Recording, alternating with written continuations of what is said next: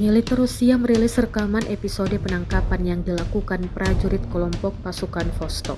Rekamannya diunggah di Telegram pada Sabtu 23 November 2024. Dalam keterangan unggahan disebutkan, sekelompok penyerang kecil dari resimen senapan bermotor ke-394 memasuki benteng Ukraina di utara Ravnopol yang telah diatasi dengan serangan pesawat tank berawak. 7 prajurit Ukraina terlibat pertempuran jarak dekat melawan pasukan Rusia.